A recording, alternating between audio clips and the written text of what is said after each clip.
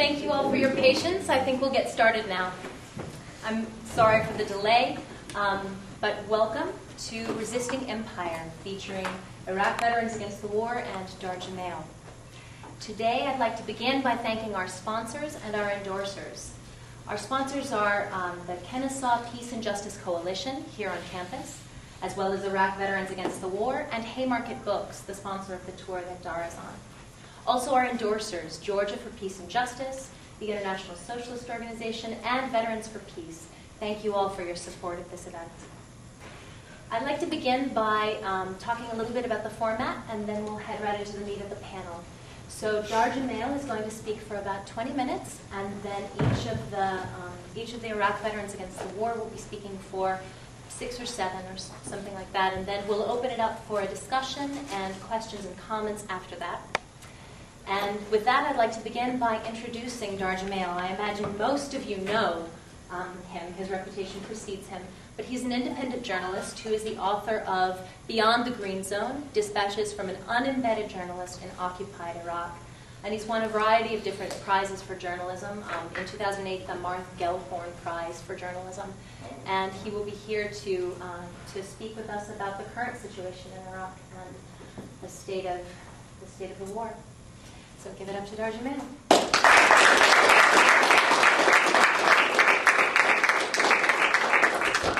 Yeah, first, thanks everyone for coming out at 5:30 on a Saturday on a very pretty day. And thanks especially to I.V.A.W. for having me part of this panel. It's my honor.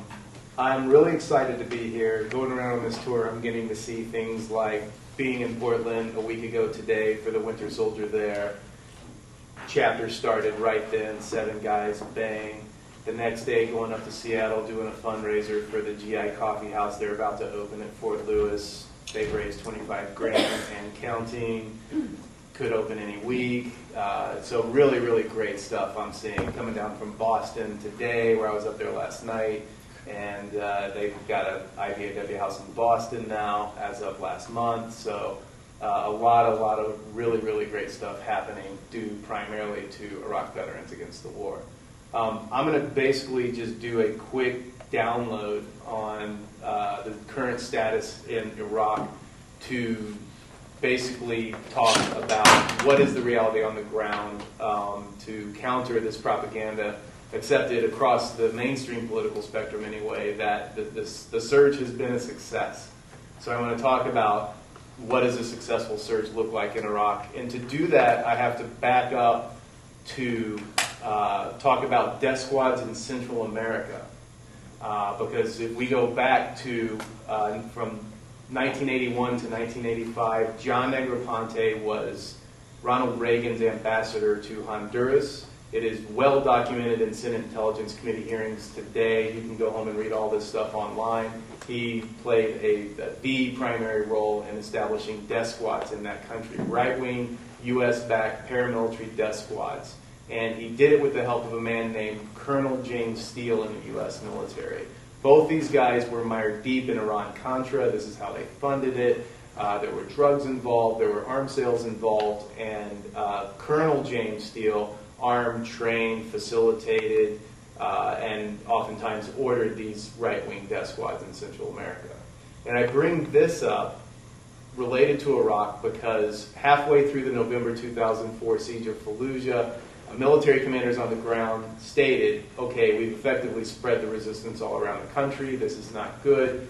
And in order to change tactics, they decided we need to implement death squads and start divide and conquer at a much higher level, start the tit-for-tat killings that are going to make that happen. And conveniently, John Negroponte is the U.S. ambassador to Iraq in Baghdad at that time. Conveniently, retired Colonel James Steele is in Baghdad, and his title is Counselor for Iraqi Security Affairs.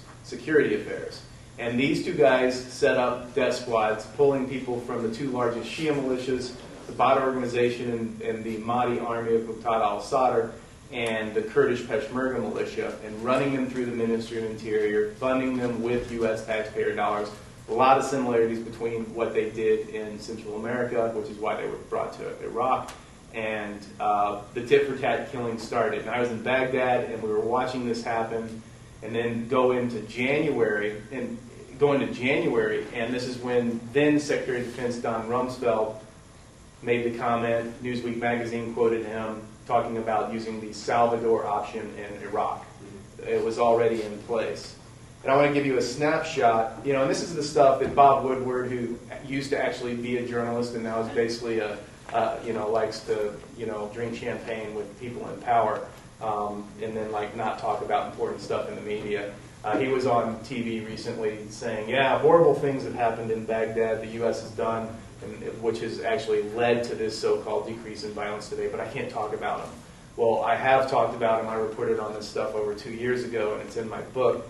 And I just want to read you a brief snapshot of what it looked like in Baghdad in late January or mid-January, about 2 months into this plan.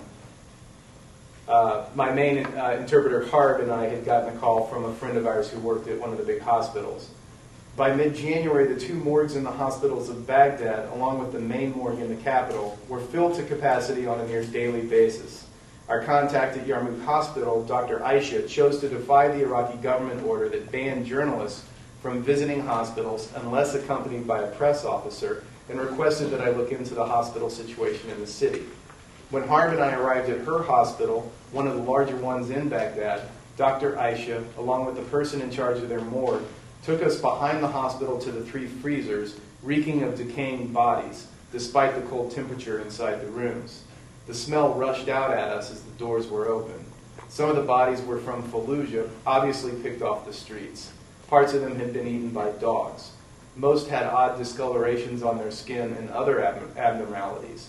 One man's face looked like it had been peeled off his skull, as if he had been drugged behind a moving vehicle for a long distance. In the next freezer, like the first, bodies were piled on the floor, on gurneys, on shelves, and on each other. Most were uncovered, their eyes staring off into nowhere. I mechanically took photos of halves of bodies, piles of arms and legs, heads, charred bodies, and corpses of small children. Some of the bodies had tags tied to their toes or feet. Most did not. The morgue manager with us said most of the bodies in this freezer had been shot and were not from Fallujah. The majority, he said, were victims of death squads and militias. The 3rd freezer was also packed with bodies. Many of them were so decayed or decomposed that they were shrinking into themselves. Harb accompanied me inside each freezer. As he yanked blankets back to expose heads so I could take photos, I could feel his anguish and rage.